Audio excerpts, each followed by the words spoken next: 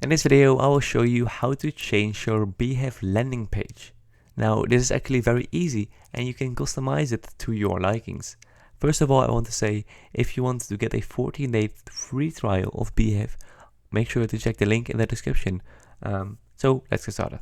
Now, first go to your Beehiiv dashboard. So app.beehiiv.com, and then you see design right there. So you first see the website builder as well as the newsletter builder, and we need to go to the website builder right there. So as you can see, this is our landing page. So as you can see, the masculinemail.beehiiv.com. So that is basically your own personalized landing page, and you can change basically everything within or on this landing page. Now, the first thing is the logo and identity. So you can change the logo from your publication settings. So tap on this if you want to change your logo, and it will pop up right there. Now what you can do then is the global colors. So all of the colors you see right there, etc., etc., you can change them right there. So make sure this aligns your brand colors. That is very important. Then the typography. So as you can see, everything is has a own typography, or in this case the same typography, but of course select your brand's typography. You can also add them from Google Font, and don't use too many different fonts, because that way it can get really chaotic, and that is not what you want. Now radius and shadows, tap on that, and you can add more border radius like this, but I prefer this one, I guess. Well, let's do this one maybe. It's just playing around with it.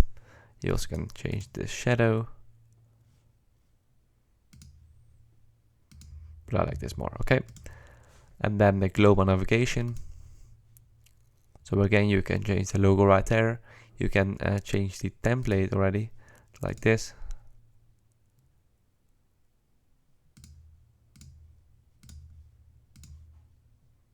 As you can see, but I prefer template 1.